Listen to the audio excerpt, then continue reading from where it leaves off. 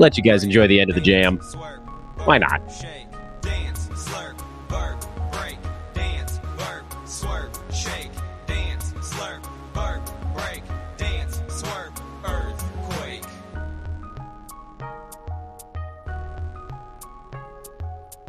All right, there's the end of the jam. I thought about jumping in a little bit early, but come on. Once you get to the earthquake part, you gotta just let that sucker roll.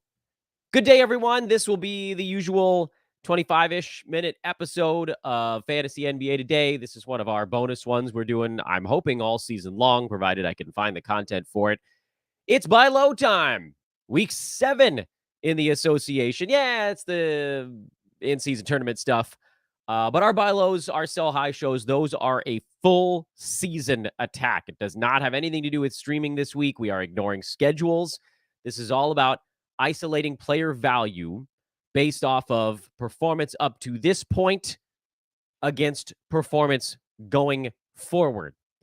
I am Dan Bespris. This is a Sports Ethos presentation, sportsethos.com, Ethos Fantasy BK on Twitter. I am, of course, over on social at Dan Bespris. And please take a moment to like, rate, subscribe, and join our delightful Sports Ethos Discord. I've mentioned that a number of times here lately. There is a very obvious and quite reasonable set of circumstances as to why we're talking about Discord more. And the big reason is Twitter's probably going to die in like the next, 8 months, 12 months, 2 years. At some point, it's happening.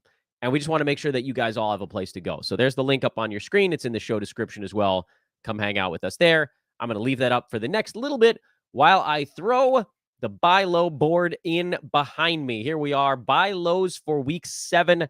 I added a few new features to this one. I thought it might be kind of fun for us to do the following, which is look back at what happened last week. This is not the full list to those that are watching. It's a 2-page recap.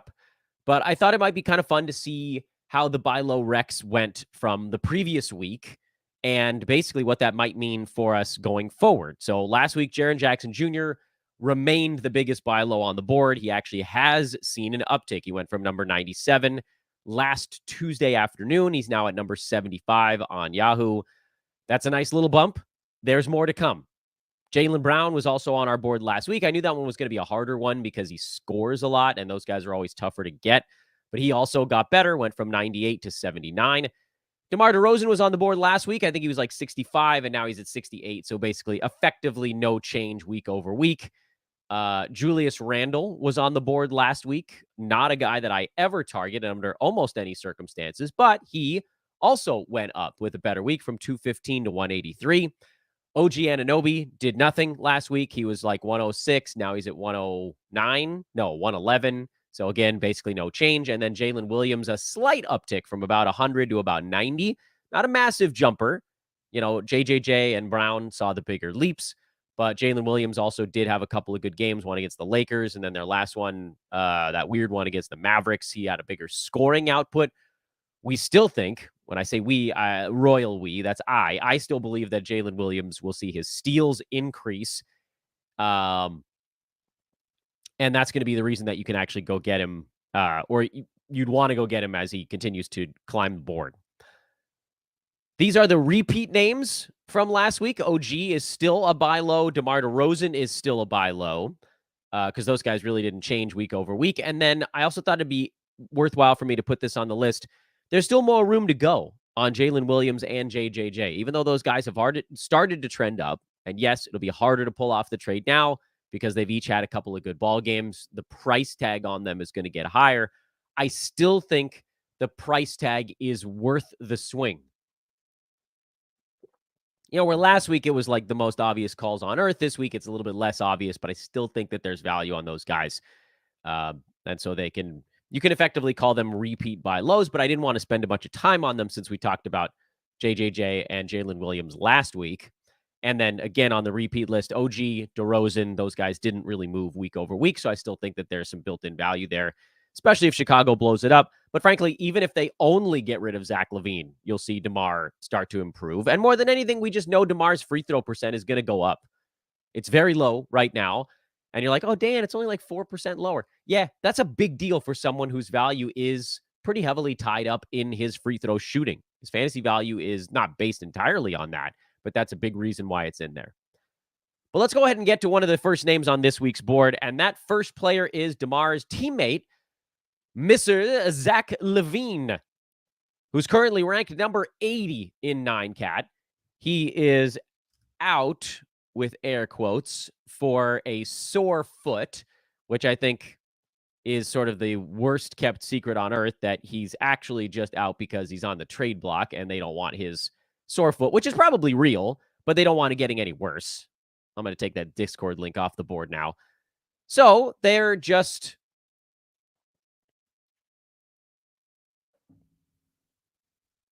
letting it go. Like, I do think that he has a sore foot. I don't want to say that that's completely made up, but I don't think, I think he could be playing through it if they really wanted to. But the smart thing, the prudent thing to do is what they're doing right now, and that's giving him some time off. And at the end of this sort of week reevaluation, which would be coming up, like, could he get into their next ball game on Wednesday? Yeah, it's a possibility. Do I think he will? No, I think they probably give him a little bit longer, but I think they'll probably let him get out there and play from time to time while he remains on the trade block. And that's all well and good. I don't think it's going to do much to this buy low. And frankly, this is a buy low on the idea that he's probably going to get moved. By the way, I'm going off of Yahoo's numbers today. I think Basketball Monster has LaVine in the mid 70s. You can look at the numbers and you can say Zach LaVine is not all that far off from usual, which is close to accurate, but not entirely. The big thing with LaVine that I personally feel is the reason why he makes the buy low board, in addition to the fact that his return is somewhat nebulous and we don't really know what this situation is with his foot and blah, blah, blah, blah, blah. He's way down in field goal percent from 3, from the field, whatever you want to chalk it up. And because of that, he's just not doing as much. He's not shooting as often. He's hitting less of his shots. He's at 44%. That's the lowest for him in 5 years. Basically, since he's been in Chicago, he's been much closer to 50. He was at 51 in the 72-game season. 48 the year after that. Last season, he was at 48.5, 49. I don't even need him to get back up to 18 shots a game. I don't know that necessarily happens. I just need him to get back to where he was in shooting numbers. And it's quite conceivable that the foot could be a part of that. It's also quite conceivable that a couple of bad shooting games for him have kind of artificially depressed the number. He came out of their last ball game. It was a blowout loss. He only played 24 minutes. Overall, he's been above 36, closer to 37 minutes in the games that aren't blowouts. And his numbers are not all that far from his career mark. So I just don't see the reason to be in full panic over LaVine. And anywhere he gets traded, he's going to have a pretty reasonable role. Somebody that wants him is going to want to deploy him. And so I do believe that for LaVine, you can expect him to move up the board, not like a rocket boost from 80 to 30 or something like that. But I do think that 80 to 55 is a pretty reasonable target for him. And if you're looking at Basketball Monster, he's already at 71. So getting to 55 from there is actually very easy. That's a couple of decent ball games. And frankly, once he gets to a new place, whatever that might be, or if the Bulls somehow end up playing him through this and you see the field goal percent tick up by even 2 percentage points, along with that, you'll see the scoring uptick. You'll see an ever so slight increase in three-pointers. It all just comes with a few more shots over the span of a week or a month going in. But the real reason, like, most people are not selling on LaVine because of the field goal percent or that he's slightly lower than where they expected him to be. Most people that would be selling on LaVine are worried about how long he's going to be shut down. And that's reasonable. But I think you have an opportunity to go get a guy who can be a top 60, top 55 type of player for pretty close to what his current rank is, which is kind of cool because normally you have to overpay for guys that can score. And right now, I don't think you need to. I think you could go get Zach LaVine for most of the guys that are ranked right near him. Jakob Poeltl is right nearby. You could probably get him for Poeltl. You could probably get him for his teammate, Vooch, if you wanted to. I don't know that I would. Kyle Kuzma is ranked almost the exact same. It's not all that much separating those guys right now. But I certainly think that LaVine has a better full season than Kuzma does. Or if you wanted to go down the board just a tiny bit, look for a bigger name like a Brandon Ingram, whose fantasy profile is not that different than LaVine's. The thing that folks don't notice is that LaVine hits an extra 1 to 1.5 3-pointers a game and is better free throw shooter. You can kind of slip that under the radar. I think there are some guys you could use that have name power that I don't think are headed all that far up the board that might get it done. Devin Vassell, after a good ball game, would be one to try. Keldon Johnson, after his next big ball game, would be one to try. I do think there's a way to get Zach LaVine pretty cheap right now. And so he's the first name on the board.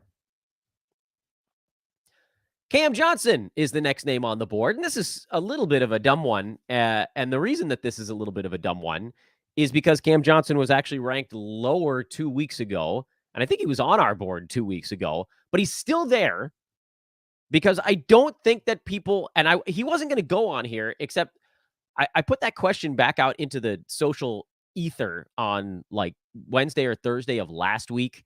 And I was like, who's been your most frustrating draft pick? And someone was like, Cam Johnson. I was like, wait a minute.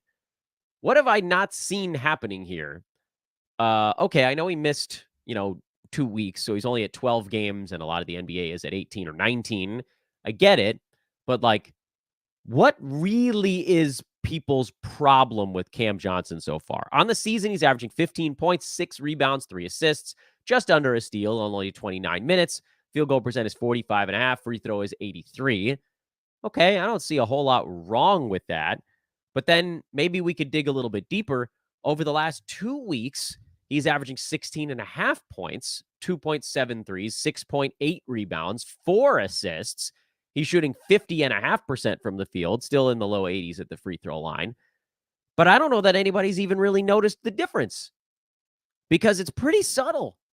0.8 rebounds, 1 assist, 1.5 points, and then the better field goal percent, which no one ever pays attention to. And that was all it took to get him from the season numbers, which put him Basketball Monsteries around 90, Yahoo's at 89. The weird thing here, I think, is that nobody even really noticed that he's been much better than that 90 rank. And it's just these little tiny tweaks in a few categories. The field goal percent was a little better. The rebounds, the assists, the points, they're all just a little bit better. But guys move so fast in this range. Going from 90 to 55 doesn't take all that much. And the beauty part with Cam Johnson is that there's room to grow because the steals haven't even really come around yet. And he's typically a guy who gets you 1 or more steals per ball game, and he's not even at that number. Also worth noting, over the last 2 weeks, his minutes are above 30, not by a lot, 30 and change, but trending upward as he gets fully recovered from his, what I call it, season opening injury. But he got hurt pretty early in the year, much like last season. So because of all of that, I still feel like he's being treated like a top 90 guy, even though he's been playing like a top 60 guy for 2 weeks, because nobody's even really noticed the difference. So I think your end target for him is around 60. I think the buy low price range for Cam Johnson, I would go as high as 75, but you might not even have to go that high. And again, there's like all this wiggle room in what an actual rank means. But guys between 75 and 90 right now that have some name power, that might get it done. We just mentioned a few of them. Devin Vassell, I think Cam passes him. Keldon Johnson, I think Cam passes him. I think you could actually get more than Cam Johnson for Brandon Ingram because he's scoring 24 points a ball game. That would probably almost definitely get it done. Jalen Duren at 91 would get it done. I know there's a lot of Jalen Duren love. I have some as well. But I do think that he's sort of come back to earth. He probably is a little bit better than 91 also. The guys behind Cam Johnson, I don't know how many would get it done. Jeremy Grant, probably not, although he's hurt right now, so maybe. Dennis Schroeder's at 100, but people might think of the 7 assists per ball game. They might give up on Schroeder for Cam. Drew Holiday, who I actually think is more of a buy low, but I think I'd rather have Cam Johnson. He's in there. Malcolm Brogdon, who's been great, but just doesn't do everything. There are a lot of players you could float for Cam Johnson right now. Buddy Hield would be an interesting one because he's been playing well since he moved into the Indy starting lineup, but there's no guarantee that that's a thing that sticks long-term. even though Hield has been, top 40 since moving into the starting five. If you have fears that he gets pulled out of the starting lineup or traded or whatever, that would be another one you could try to flip out there. Anyway, still think there's room to grow on Cam Johnson. So even though from 2 weeks ago, when he was already a buy low, he's very much a hit from that show, I think you could do even more with him. Next name on the board is Walker Kessler, who I didn't think was going to be able to make this list because he came back from his injury and he was playing pretty well. But so they still haven't moved him into the starting five over Omer Yurtseven. And that to me is reason why people are getting a little bit, I don't think for any reason, but a little bit nervous that he's just going to permanently be a 24, 25-minute bench guy behind Omer.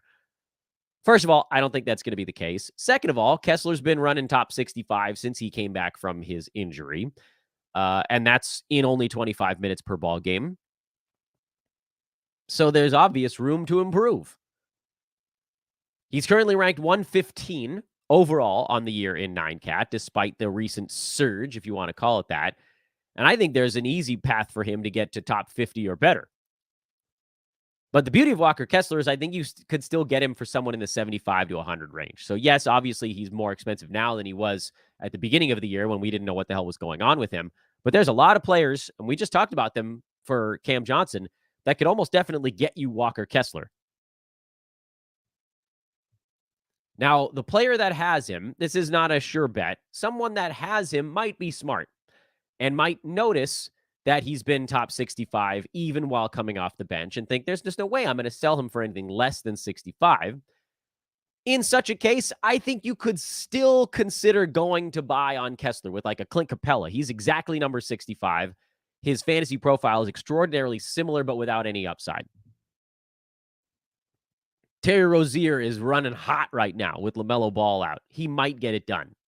Yusuf Nurkic, I think, is running at about as good as he's going to get in Phoenix because his job will get a little bit smaller when Bradley Beal comes back. It's not going to change it all that much, but he's at 61. Trey Murphy, if somebody's super excited about his first couple of ball games, that probably won't make it happen. Kuzma at 72 would almost definitely get it done. But if you can do it for cheaper, try to do it for cheaper. Try to do it for all those guys I just mentioned, Ingram or Keldon Johnson or Devin Vassell or I don't know if I mean, Mitchell Robinson is very similar to Kessler, but shoots 39% at the free throw line. That's also a number that could get a little bit better. Mike Conley at 77, probably not exciting enough to get it done. Jabari Smith Jr. has been playing well lately. Maybe that gets the job done, but maybe you could pair him with someone. I would not go Jakob Poeltl because he's been running top 50 since he sort of settled into his job.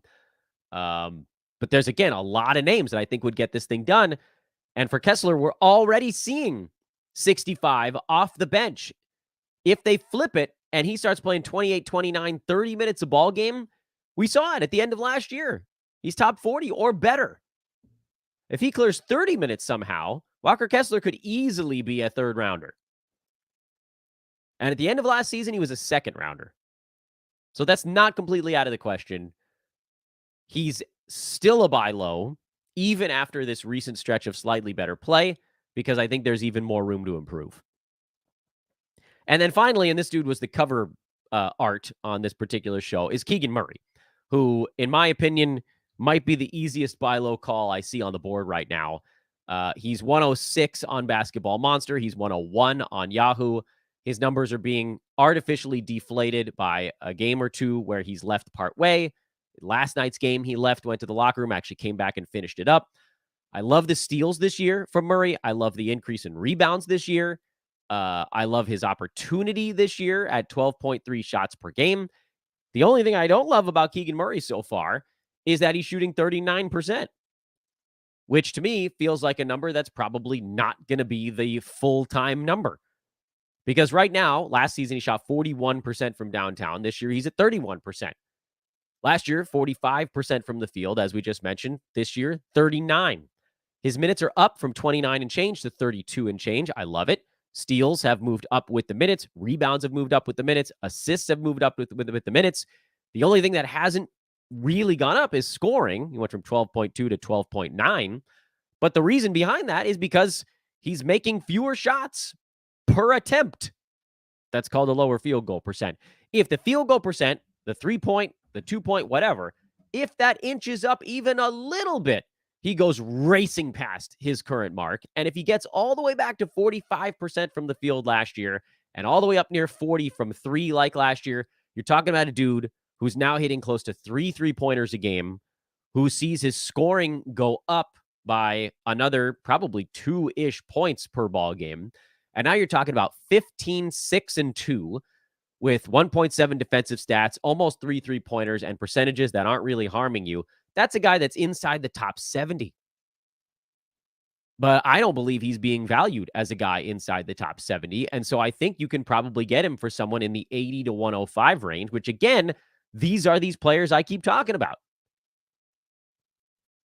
Malcolm Brogdon is ranked very close to Keegan Murray on the year. I would rather have Keegan Murray. DeAnthony Melton, I would rather have Keegan Murray. Dennis Schroeder, I would rather have Keegan Murray. Bruce Brown, I'd rather have Keegan Murray. Cam Johnson, it's close. I might rather have Cam. Jalen Williams, it's close. I might rather have Jalen Williams also.